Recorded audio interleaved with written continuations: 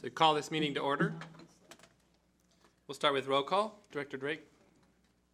Liz Drake, District Director 3. Hiroshiato, Director, District 5. Claire Wilson, Director, District 2. Jeffrey McAnalloy, Director, District 1. Carol Gregory, Director, District 4. Tammy Campbell, Superintendent. And now if you all please rise for the presentation of the colors by Todd Beamer High School, JROTC.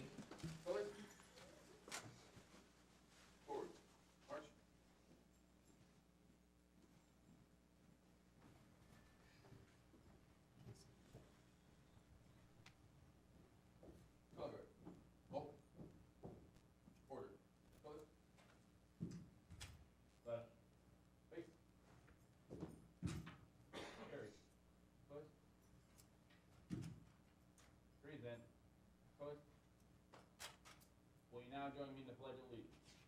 I pledge allegiance to the flag of the United States of America and to the republic for which it stands, one nation, under God, indivisible, with liberty and justice for all. Carry. Color. Order. Color. Right. Face. Forward. Color. Forward. March.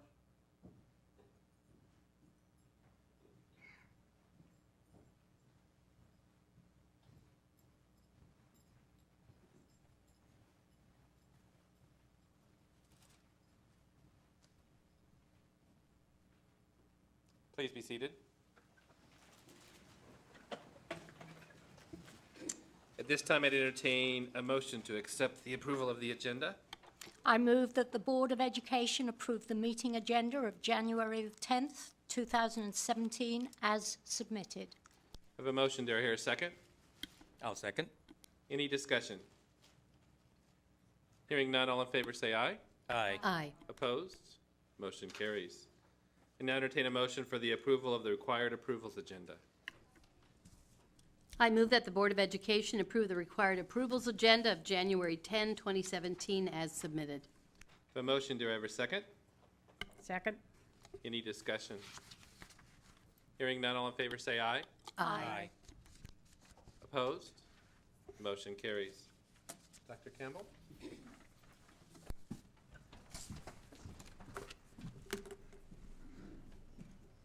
She's more miserable than you.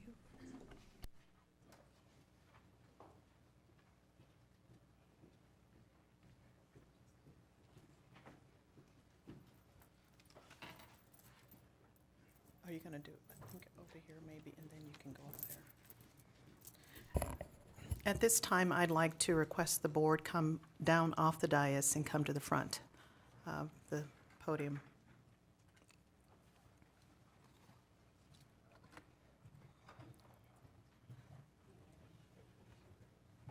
Just work your way around.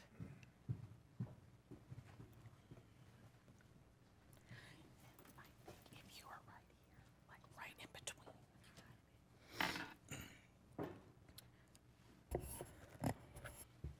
January is School Board Recognition Month across the state. The Federal Way Public Schools Board of Directors has demonstrated significant leadership, and it is evidenced by 2 recent awards that the board has received. I'd like to tell you about this first award. It's called the Lead to Inspire Award. This award was given by WASDA in 2016 to 2 districts across the whole entire state. The award was developed to showcase examples of how school districts achieve excellence in diversity. The awards are given to honor school board directors and districts in developing creative and effective programs to improve and promote cultural diversity within their communities and their schools. Our board was presented with a $1,000 check to be used to celebrate cultural diversity within our school, district, and community. This board has demonstrated a commitment to equity in their actions and in their personal learning. They've been involved in hours of reading and learning about how to promote equity across our district. The last thing that I will illustrate their commitment is that they're taking the $1,000 check and designing a process to give out 2 $500 scholarships to scholars across the region, across our district this next school year. You'll be hearing more about that, I'm sure, at a future board meeting. So I want to first congratulate you and let our public know how hard you've been working and the accolades that you received in this area. So congratulations on that.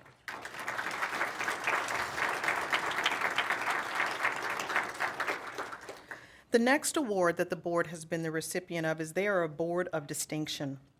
The Federal Way Public Schools Board of Directors has been chosen as a Board of Distinction by the Washington State School Directors Association. Federal Way Public Schools Board is one of 24 boards across the state to have been given this award. There are 295 school boards across the district, and they were one of 24. The annual Board of Distinction program honors school boards that demonstrate effective use of the Washington School Board standards.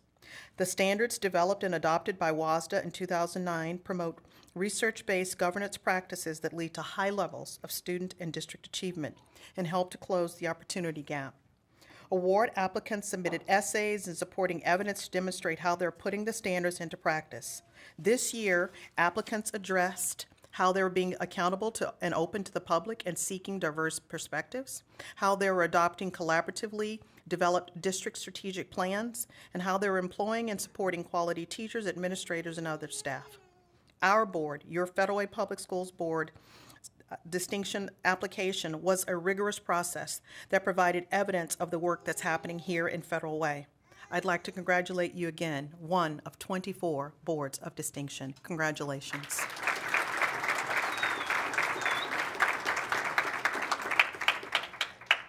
On December 21st, 2016, Governor Jay Inslee proclaimed January a School Board Recognition Month.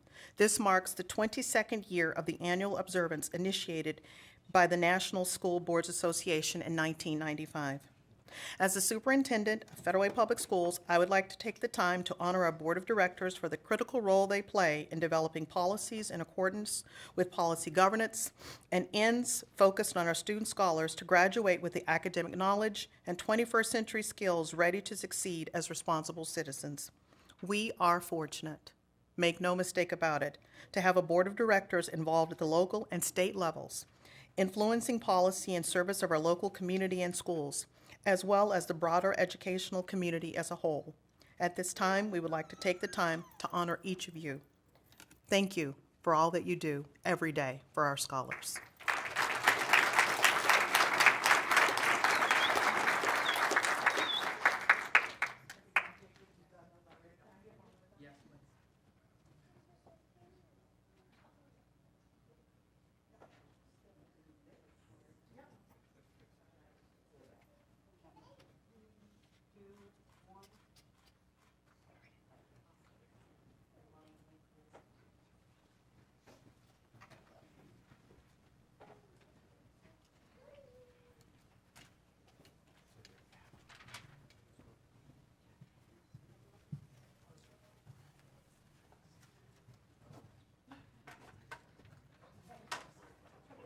Thank you.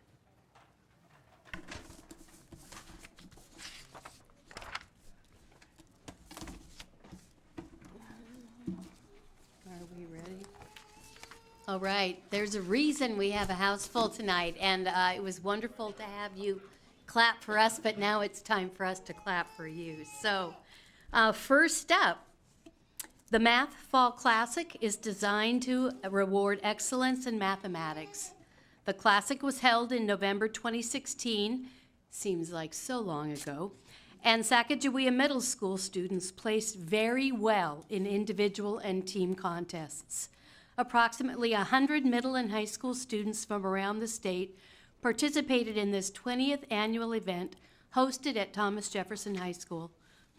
Today, I would like to recognize the following Sacagawea Middle School student who placed third in the individual multiple choice challenge and fourth in ciphering. Zoe Aquino, please come forward to be recognized.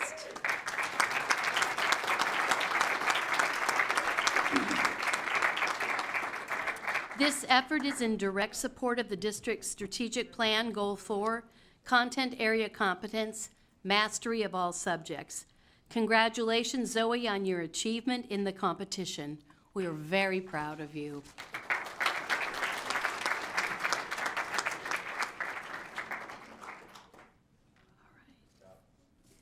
In November 2016, the Taft Academy robotics team, the Techno Tigers, competed against 11 other schools from the southern Puget Sound area in the Spencer League robotics competition.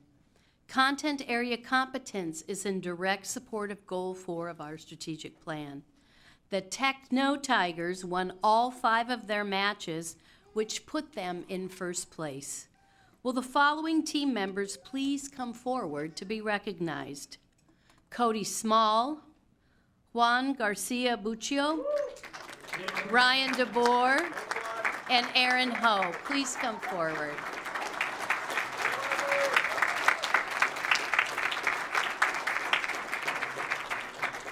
At the competition, teams score as many points as possible in the 3-minute matches, either by claiming light beacons, shooting particles into goals, or lifting exercise balls.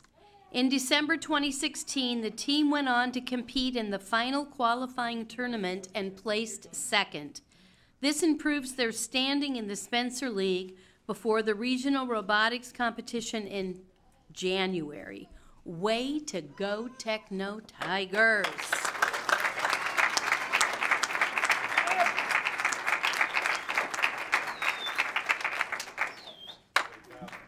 Awesome.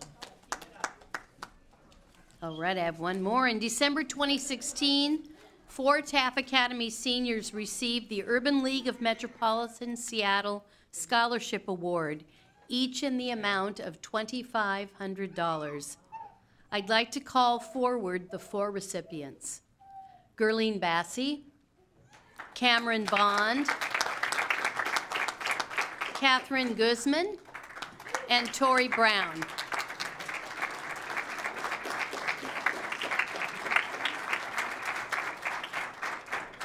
The Urban League of Metropolitan Seattle Scholarship is in its 2nd year of partnership with Taft Academy, supporting the school's college and career readiness programs through the National Urban League program, Project Ready. This is in support of Strategic Plan Goal 5, Persistence to Graduation. 2 of the recipients, Gerline Bassey and Catherine Guzman, participated in the National Urban League Youth Summit, a national youth leadership conference where they represented the Seattle area.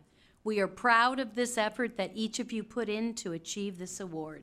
Congratulations. Awesome.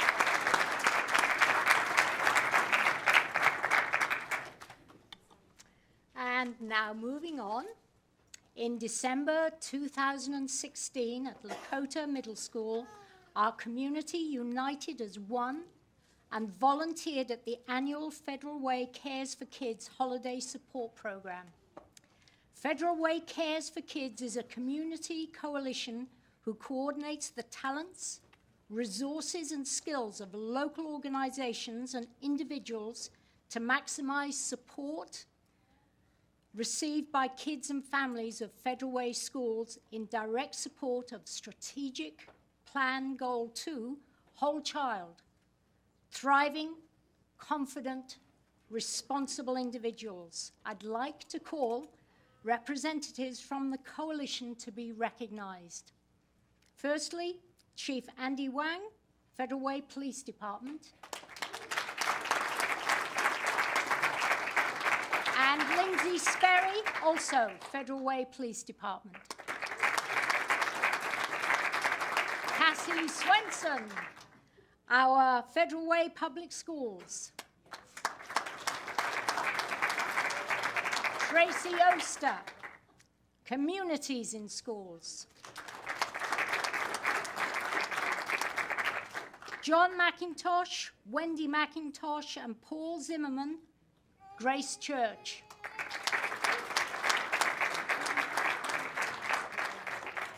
Janice Siebenauer from Heritage Bank, if she's here. Susan Moss, Life and Health Chiropractic. And Kevin Crossan, South King Fire and Rescue. This year, almost 200 families received support totaling over 1,000 children.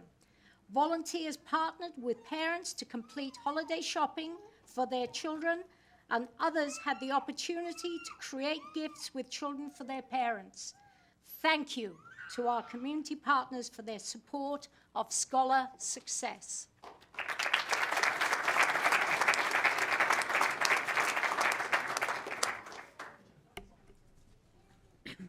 As part of the district's ongoing work to incorporate 21st century skills within our instruction, all grade levels participated in Hour of Code activities during Computer Science Education Week in December. We are pleased to report that over 11,000 students participated in this week-long event. That's an increase of 3,500 more scholars participating than last year. Tonight, we would like to highlight scholars from Rainier View Elementary who participated in Hour of Code. When I call your name, please come up. Tim Parkamy,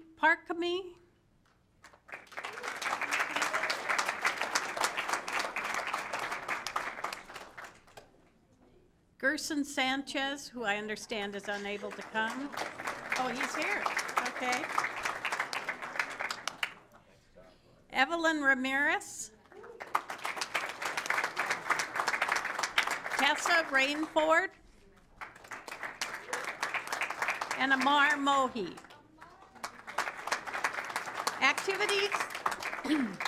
Activities included things like building and programming Lego robots and developing games. A special thanks to our Teaching for Learning department for their efforts and outreach to encourage participation.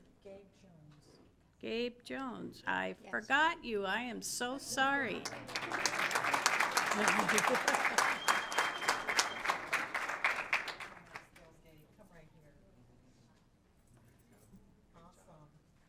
Well, you get a special thanks.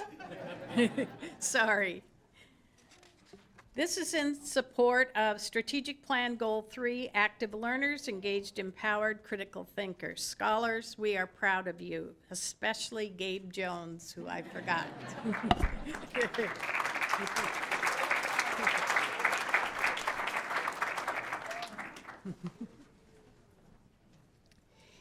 Each year, high school students have the opportunities to submit audition recordings to be part of the All Northwest or state orchestra.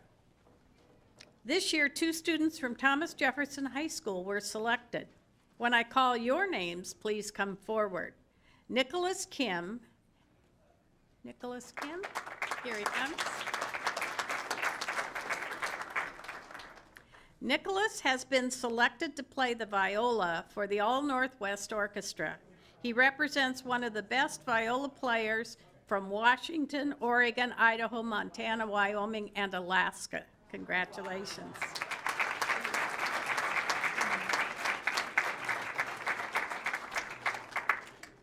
Madison Kim has been selected to play for the All-State Orchestra. Madison?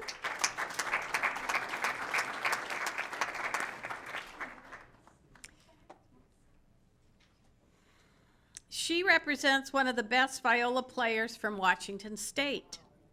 Both Nicholas and Madison will rehearse for 2 days at the Bellevue Convention Center, then play concerts over President's Day weekend at Benaroya Hall in downtown Seattle. This accomplishment is in direct support of Strategic Plan Goal 4, Content Area Competence. Please join me in congratulating our scholars.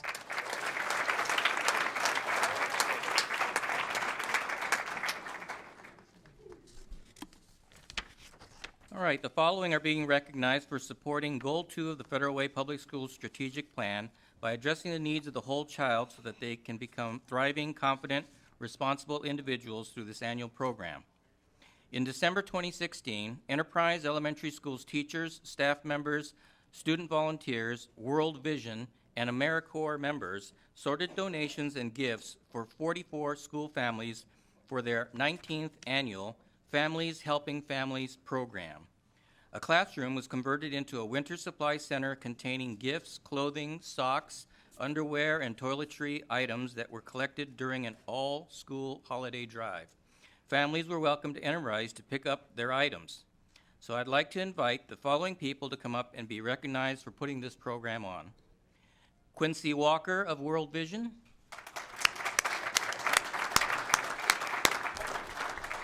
Brenna Guile of AmeriCorps. Adam Sanders.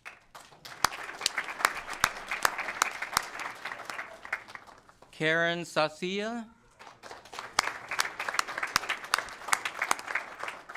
Stacy Taylor. Shay Smith. Braden Todd. Natalia Barenwald. And Abby Carmel. Congratulations and thank you to all of you.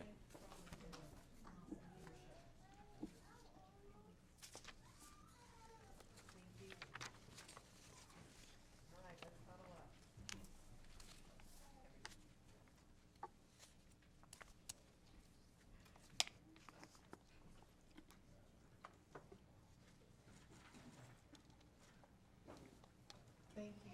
Awesome.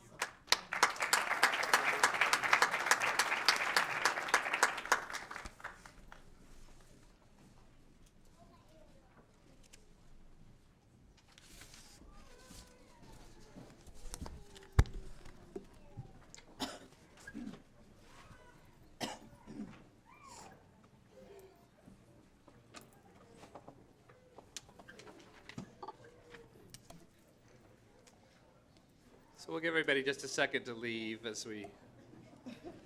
You need to tell them they don't have to. Yeah, you don't have to leave, but I know most of you will.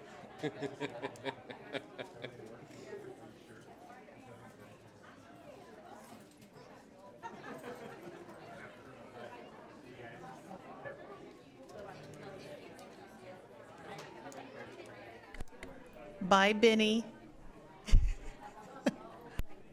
That was his brother. I know, he was taking the film of him. Yeah.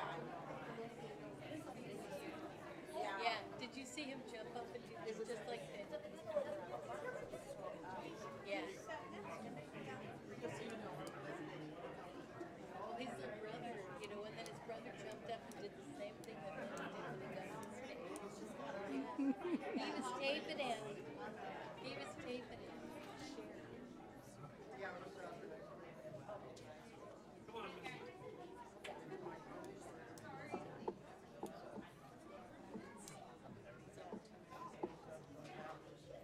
Oh, he loved it. We talked. Very worried. Dave Jones is getting a picture with us.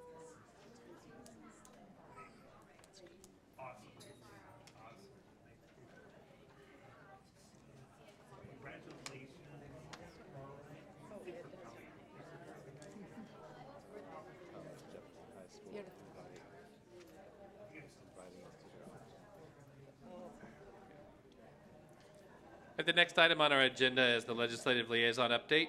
Director Drake. So the 2017 legislative session kicked off yesterday with quite a number of new legislators being sworn in. Two that we're particularly close to, Mike Pellicciotti and Christina Reeves, whom we're looking forward to working with during this very, very important year for us in education with the McCleary Act, that we've got to have resolution to the funding for education, basic education. It's starting off as a very, very critical week. Tomorrow at 3:30, House Bill 1059 is actually going to be on the floor.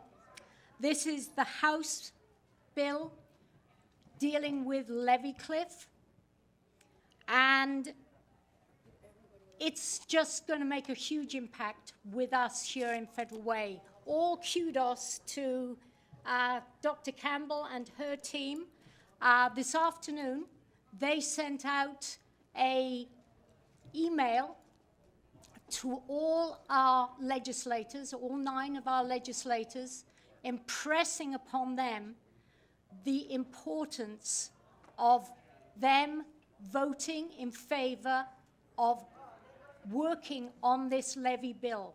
Now, the House Bill 1059 is going, the whole concept of this is delaying the implementation of the levy lid for 1 additional year.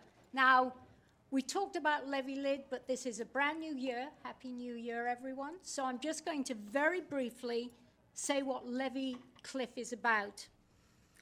So the lawmakers gave districts limited authority to increase local levies in anticipation of a fix to the unconstitutional way the state now funds education.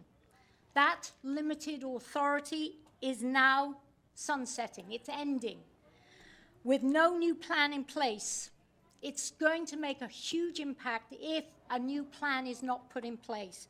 For Federal Way, it will mean, and I'm taking this from Dr. Campbell's email that went out, it will make a difference of, 12 million. 12 million. That's 130 teachers. That's the impact if the levy lid is not delayed, if we cannot continue to raise levies at the rate we are now, it will be pretty bad for our scholars. So Dr. Campbell sent an email to all our legislators asking them to make sure that they're there and they send it on so that it doesn't get held up and then prevent a new plan being put in place so that we can continue raising the levies. So on Thursday morning, we, Dr. Campbell and myself as Ledge Rep and our board president, Jeffrey McAnally, we're going to be going to Renton High School, and there's going to be a press conference. People from across our area will be there testifying to the critical importance of this levy lid, 1059, passing through. So I chatted earlier today with Dr. Campbell about placing on our website the contact information for all 9 of our legislators, and that's going to be happening. So please, I urge everyone, contact your legislator. Let them know how critically important to all our scholars them voting for this bill is. It is just so important. We actually, as a team, district and board, put together a letter that we hope is going to get into the Federal Way Mirror this week that outlines the disparity, the inequity of the funding that we experience here in Federal Way. And once again, all of your legislators will be in that piece for you to contact. We should not have, within this state or within this country, the fact that depending on where you live and how the tax base is, determines the quality of the education that our scholars experience. So that's the basis of the letter that we hope gets into the Mirror. Just moving on, Education Funding Task Force. This was Senate Bill 6195 that was passed at the end of the 2016 legislative year, that set up a task force to look at the data, the specifics about how much money are districts actually paying for basic education. And the data has come out, and it's something like 3.5 billion is what the legislation are going to have to find predominantly funding teacher salaries and other salaries that are paid from the district, so that instead of districts paying for salaries, it should be the state. That is their fundamental paramount duty, to be funding basic education. So that has actually come through, and somewhat as a result of that, Jay Inslee's recent budget, and I'm not going to be saying a lot about that because we have an amazing person in our audience here who's been writing articles. Gary is going to be talking about that specifically. And his article, if you haven't seen it, it's a letter to the editor, really lays out all the facts very clearly, and the importance that Jay Inslee has placed on really focusing on retention of teachers, and where it's particularly severe, the salaries of starting teachers. He is trying to address that within his budget. We do expect pushback from certain representatives, legislators, and I'm not going to get into politics, but again, it's critical that you talk to your legislators about the importance of this budget being seen as a positive step forward as we look at this year ahead. That's my long-winded report. Sure, go ahead. I would just like to reinforce one thing that you said, and that is that the levy cliff does not apply to all school districts in the state. So that makes it even more critical that we in Federal Way, because it applies to us and we would receive less money, really get involved in this issue. I think there are 14, I can't remember exactly, but there are several districts that this is a circumstance that they will lose major amounts of money if this change, it doesn't occur, that's in 1059. But for Federal Way, this is absolutely critical. Yeah. So I want to just share, because I actually had the Ledge Committee meeting here at the ES across the street. And it was pretty clear, and it is evident based on the call I got from the executive director yesterday, that this is going to be driven as a partisan issue. And so it is very important that we reach out. At this point, it'll be interesting to see what happens at 3:30 tomorrow, because what I was told by the executive director is that one party is going to try to stop this tomorrow. Right, so this is just the first step. There's another bill on the Senate side. It's going to be hard enough to get it out the House. They're saying that the Senate's going to use it as a jockeying chip to hold on to things that they want to do. The Education Task Force, actually, Pat Sullivan came and talked to us. He is the leader out of the House, the Democratic leader, and he came and talked to us for 45 minutes. The one caucus, the Democratic caucus, actually shared and followed in suit with Governor Inslee. There was nothing except really rhetoric that came from the Republican side of the House. They gave no portions. They've had 7 months to do this out of the task force, and they gave nothing going forward. So we'll see what happens tomorrow, but it is very important. In Federal Way, we are we rank 4th out of the 295 school districts of the impact that we have financially from this issue that has to be resolved by April 30th, or there have to be pink slips that go out, and that's the last thing we want to happen. So we need the public to really watch and be closely aware of this, and all of us need to call our legislators and make sure they know how important it is to make sure that this doesn't become a partisan issue. Do you have something, Dr. Campbell? I will say this, that all of the superintendents in the roadmap region all signed on to a common letter that we're all sending to our legislators. So there are quite a few districts. I know, for example, Highline is in the same boat. There are many districts that are in this same boat. And so, but we have to, in this community, speak up. And I appreciate Director Drake telling us or coming up with the idea of having our legislative information on our website. Reach out and let them know that they need to support this particular bill, 1059. Because they do track them, right? They track the yays and nays. They did that. It can influence. So the more of us that call in and make calls to our legislators, it will have an impact. So please stay aware and involved. Mm-hmm. And I think just to be specific, 12 million, put that in either an email or a voicemail or whatever, because 12 million, it's just huge, and our scholars will suffer. Yeah, that's the issue. It's really the 1.1 million scholars across the state that are impacted. This And is a it's political issue. 210 of the 295 district lose out Right. on this, so it's quite a few. Yeah. Thank you, Sally, for providing that information. Thank you. All right, public comments. So I guess we'll continue along this vein. So Gary Robertson.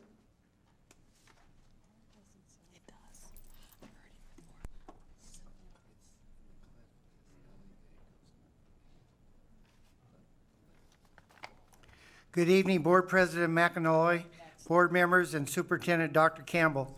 My name is Gary Robertson, and tonight I'd like to speak to you about a couple subjects. The first is an article written by February Mirror contributing political writer Bob Rogner on public official awards for 2016. Although most of the awards were negative, there was at least one award that was positive. The recipient of the Kids Come First Award was none other than our superintendent, Dr. Tammy Campbell, for, and I quote, starting a new mentor program to match more adult role models with students. The school board shares with this award for keeping its focus on education and not being distracted by some residents who want to blame students for all the crime in the city. I also wrote, as board member Liz Drake mentioned, an article titled, What's Next for the McCleary Plan, which I hope you will read if you haven't already done so. In the article, I discussed 4 ways Governor Inslee was going to come up with $4.4 billion in new taxes to fund the McCleary. Unfortunately, the timing is bad as we just approved one of the biggest increases in taxes and fees to pay for ST3. However, our students deserve a quality education and we need to pay for that. The governor proposed to increase B&O tax for businesses which provide professional services, a tax on polluter, which has already been defeated twice, and a tax on capital gains and rolling back tax exemptions, which were mentioned at the public testimony at the Renton ESD listening meeting in 2015. Unfortunately, he ignored the levy swap issue and only slightly reduced levying funding in a limited number of school districts, including ours. The levy funding problem is that some school districts like Seattle and Bellevue have larger tax bases and taxpayers pay a lower tax rate than other school districts like Federal Way, which is very unfair. Thank you for your time. And I don't have a name on this one, but it's the Thomas Jefferson High School auction invite. It's a group of them.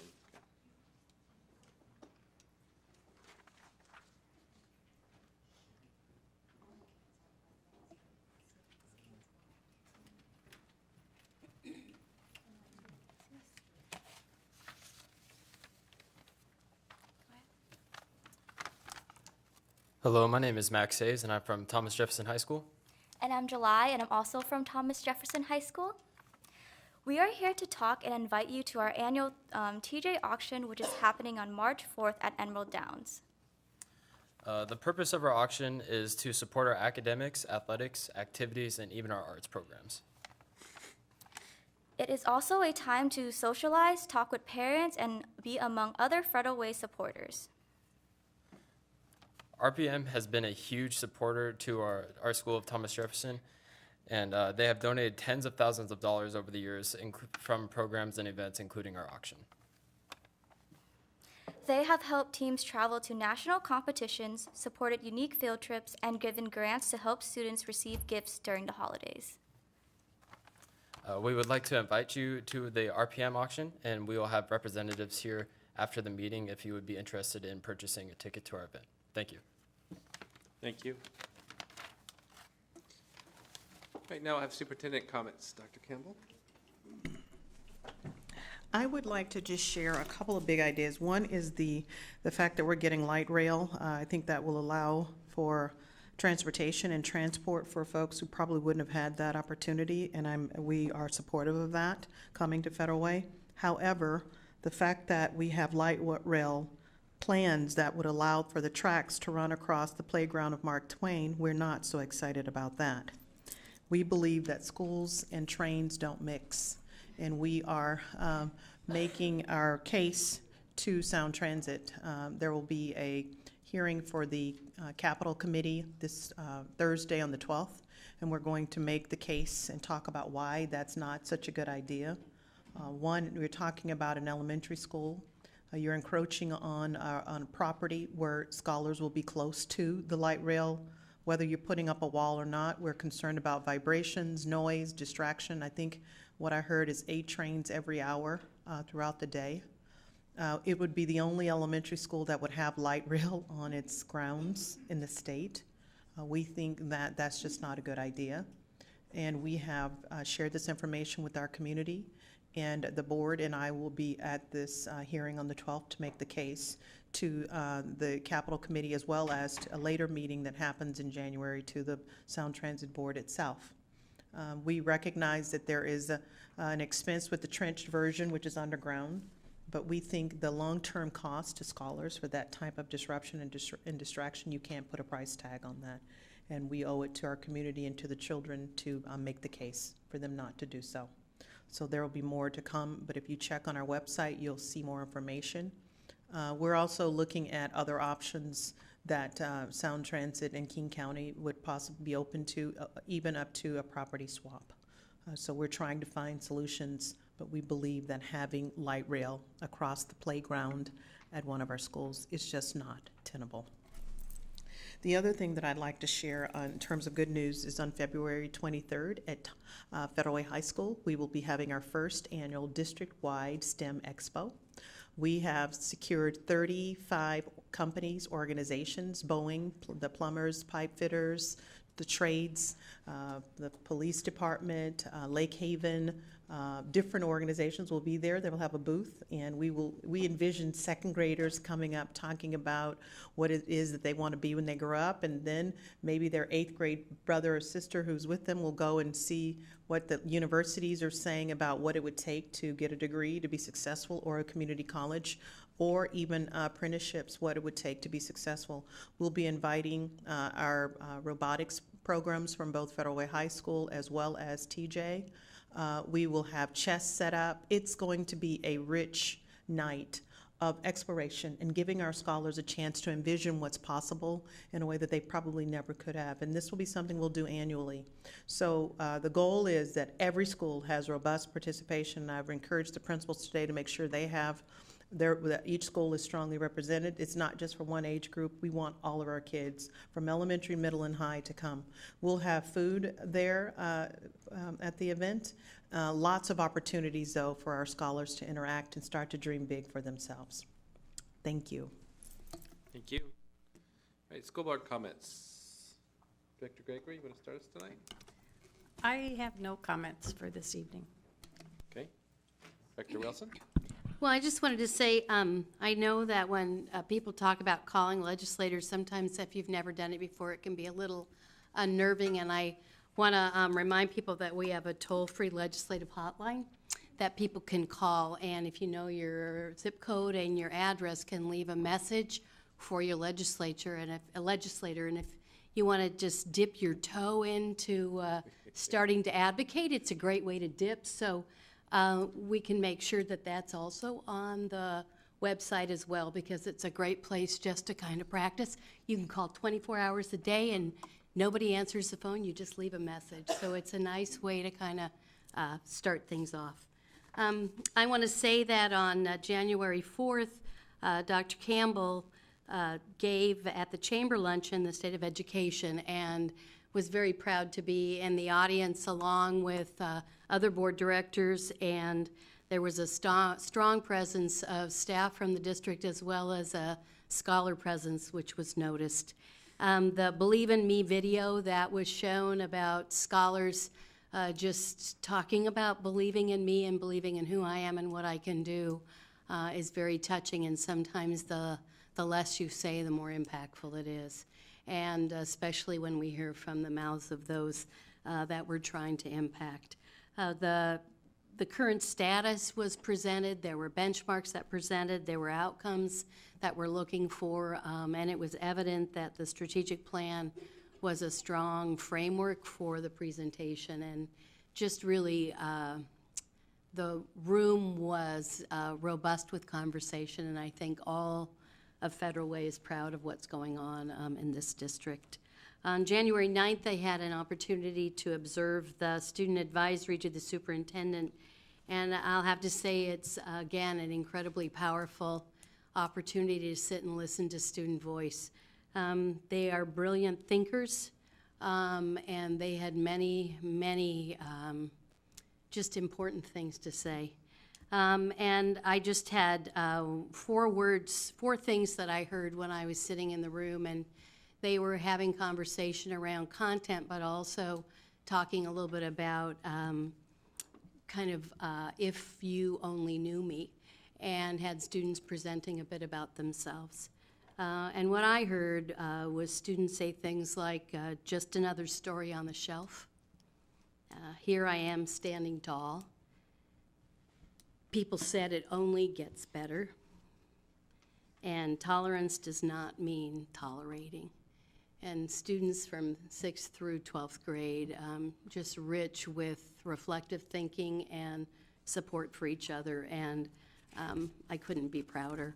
I also want to shout out the Mentor and Me program, and I have to say that I look forward each week to meet with my mentee, and although 7:45 feels really early to me on a Wednesday morning, it's her favorite time of the day, so I'm there. And I just want to thank all the volunteers who have signed up so far, and hope that others continue to support our scholars any way they can. Thanks. Thank you. Director Etto? Well, it's great to open up a new year. Looking back, the legislature had said that they would handle the levy cliff and McCleary after the elections, and it's been 2 months since the elections, and it's been really silent in the media. So I was really happy to hear from Director Drake that there's been movement in the background going on to take care of this levy cliff issue. It's really an outrageous thing. I mean, we all pay our property taxes, and you think it's going into a pool to fund your basic education, and they come back with 70%. And then they ask you to tax yourself again to pay for the remaining 30%. And that was like 130 teachers. That's a lot of teachers. So I was kind of surprised that we hadn't heard anything from the Washington Education Association or the Federal Way Educators Association. So I'm hoping that they're working this thing in the background as well, because that's a big deal and it's totally unfair. So it's something that could create job loss in this area. We're the largest employer in Federal Way. So I'm hoping that there's going to be a lot of push going on, either behind the scenes or through the public, so that something gets done. And the legislature's folks that said that they would take care of this after the election will stick to their promise and fix this problem, because it's really a horrendous thing, and that affects the future of our children. Yeah. Thank you. Director Drake?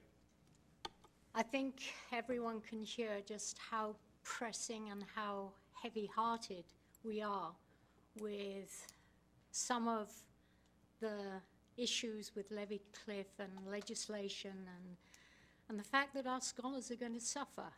But all that keeps me going is the positive things that are going on here in Federal Way.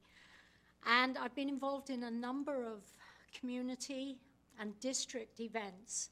And I just want to say, this time last year, when I went to the city legislative priority meeting that the city council have with our legislators, education wasn't even on the horizon. It wasn't even considered. This year, and you can't see it too well, but here's this great big school bus. This is their legislative priorities, and we hit it big in their minds. And they shared with our legislators how they see legislation as a priority, legislation around education, making sure our scholars, who are a huge part of our community. And I really feel that so much credit needs to go to Dr. Campbell and her team for the unwavering, single-minded determination and focus to place front and center in so many arenas scholars. Scholars being successful. And our city is really hearing it. I was at a end-of-month chamber event where the mayor is talking very positively about the things that are going on within our district and seeking support and help for a number of initiatives that are exciting. And I'm not going to say anything about them because I don't think they're official yet. But our superintendent and her team are making a huge difference. Exactly what Claire was saying about both the State of Education address and the student superintendent student advisory. I think what really hit me was the final slide of your state address saying students don't care how much you know until they know how much you care. And up front and center yesterday at the superintendent student advisory, 25, maybe more, maybe as many as 30 students from across the district, diversity that reflected all our scholars, students feeling sufficiently confident and comfortable, sharing some really tough pieces, as Claire was saying, if you only knew, about themselves. And that takes courage. Just as the leadership session that I attended before Christmas, where courageous conversations were going on. And it gets painful because people are really sharing their truth. They're not hiding behind, and it's because of the confidence they feel that the work they're doing is supported and endorsed and focused. We're making a difference for our scholars. I'm very proud to be part of this team and to know all the good work that's going on. Thank you. So as I shared, we actually moved. I'm the chair of the Ledge Committee for WASDA this year, and Dr. Campbell graciously allowed us to move from Lacey to the ESC to hold our meetings this year. And I want to thank the entire team for all that you did to make us feel so welcome this last weekend. All your work, everything you did, it was noticed. It actually makes a difference for 20 of us in the travel time to a positive effect, being able to just go into SeaTac and then shuttle over. So it's saving money for the for WASDA as well. And there were many comments about how much easier it was to get in and out. So I really appreciate that. The other thing I'm going to bring up, we've talked, if you look at the last year, what's amazing actually over the last 2 years is how much this board has become very familiar with legislature and everything that's going on. And so it actually just makes my heart sing in how much we're all doing collectively together from a legislative perspective. 2 of us will actually go at the end of the month actually to national, like flying back to DC to meet with our congressmen and senators. And the intersectionality that's happening, I mean, there was talk this last weekend about the Department of Education completely going away based on things that could happen, right? So it's really important for us to understand what's happening at national level as well. And so some of us are participating at that level to make sure we understand and are involved. I think there are about 50 from the state going back to DC for 5 days to just make sure that we continue to look at that landscape and understand where it's at and how things and the impacts that happen with that. So I'm excited to be involved with that piece as well, and we will bring back and share that information. Director Drake and I are both going to that. So we will bring that back in a few weeks and share that as well. All right, Dr. Campbell, EL4. So one of the things that, again, I want to continue to stress to our community is the high level of accountability that I have as superintendent in a policy governance structure. And there are executive limitations that I am accountable for and have to report to the board how we're doing. And one of the ones that we're going to be sharing tonight is EL4, which is around communications. And I'm going to invite our Chief Communications Officer, Cassie Swinson, to share with you a thin slice of the work that's happening in this particular executive limitation. Take it away.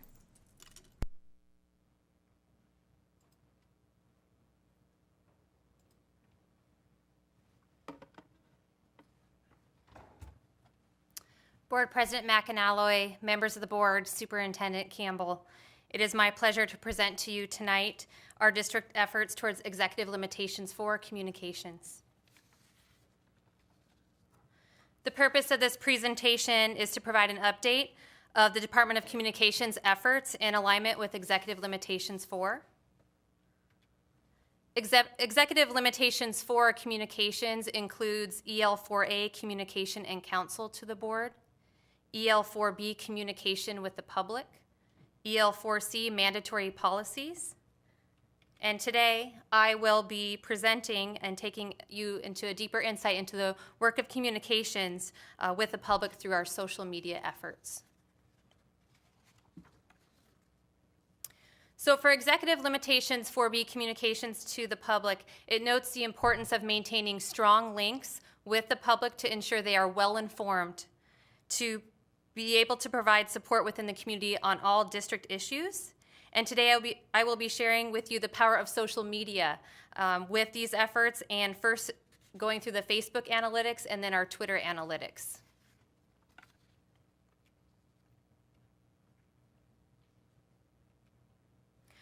So we compared the following to look at our analytics. So we started out with last year, September 1st, 2015 to November 30th, 2015, and then compared that to September 1st, 2016 to November 30th, 2016.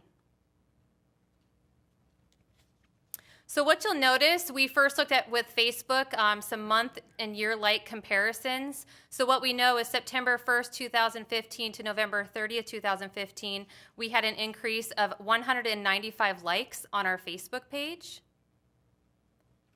And then for this year, September 1st, 2016 to November 30th, 2016, we increased another 170 likes. If we look at from September 1st, 2015 to November 30th, 2016, we had an increase of 963 likes to our Facebook page. Next, I want to take you into looking at our month-year video views comparison. So how many times our videos were viewed, and that could include multiple videos. So September 1st, 2015 to November 30th, 2015, video views that were watched more three or more seconds, we had 5,262 views during that time period. When we look at this year, September 1st, 2016 to November 30th, 2016, we had video views with 3 or more seconds increase, or I should say, we were at 24,079 video views. To give credit to that increase in numbers was the first day in Federal Way High School. In that case, that one video was viewed 20,507 times. It reached 43,398 people on Facebook, which means it showed up on their Facebook feed. And so 20,507 of those watched the video. We also had 1,274 likes with that video, and we recorded that it was shared 977 times. It was posted on October 17th.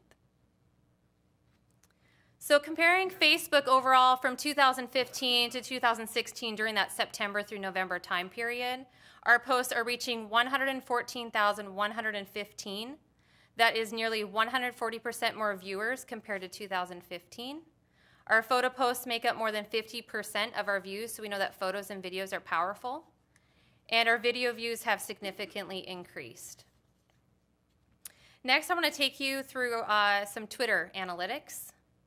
So again, comparing September to November 2015 to September through November 2016. On the left, you'll see the 2015 data, and then on the right, 2016. So September through November 2015, we had 320 likes during that time period, and that's compared to 1,300 likes within this year's time period. On average, in 2015, we had 4 likes per day, and now what we're seeing during that time period is we bumped it up to 14 likes per day on average. Next, we'll look at retweets. When a tweet is retweeted on our page, in 2015, during that time period, we had 177 retweets. This year, during that time period, 499 retweets. Next, link clicks, which if there is a link on the tweet on our page, if people click on that link, it takes you to that website, for example. And so in 2015, we had 423 link clicks, say that 3 times fast. And then this year, we went up to 879. So next we'll talk about Twitter impressions. And so if you're not familiar with what a Twitter impressions is, Twitter defines it as times a user is served a tweet in a timeline or search results. I'll make that a little bit easier to understand in that basically an impression is each time a tweet shows up on a Twitter stream or on the Twitter feed. And so some comparison data on that is we had in September through November 2015, 85,300 impressions. So that's how many impressions that would show up among multiple Twitter users. This year during that time period, we had 227,400 impressions this year. So we had a total increase in impressions from that time period last year to this year of an increase of 142,100 impressions. So an overview for Twitter for September through November from 2015 versus 2016, we have nearly 142,000 more impressions in 2016, which means we have approximately 167% more than last year. That we have an average of 14 likes per day, or basically a 250% increase in 2016 during that 3-month time period. And also that we had a total of 248 tweets in 2016, and during that time period for this year, we increased it by 45.88%. So in summary, we have made great strides in communications with our public through social media efforts. However, we know that our work is not done yet, that we are a growth mindset organization, and we look forward to continuous improvement in all aspects, including social media, to effectively communicate with our public in alignment with executive limitations for communications. And with that, I'm closing the presentation and opening it up for questions. Directors, any questions? Director Wilson? I just had a question around translation of when we're thinking about Facebook and such. What's the, what does that look like for our district? Or is there that ability? So the question around translations for content that's on our Facebook, is that the question? So what I can tell you is we're fortunate to have a social media expert on our team that has looked into this. And what he found, in fact, he's first language Spanish. He actually checked on his parents' I should say, technology device. And if the technology device is set up for in whatever language that is, it does an auto-translate, and overall it gets the message across. The one thing that I can say is that, for example, on our early release days, we make sure that the information that we post as an image has our top 4 languages in it, so we continue to make efforts around that to have images that have that information, but we're always looking for more ways that we can reach out to our diverse families. Thanks so much. Any other questions?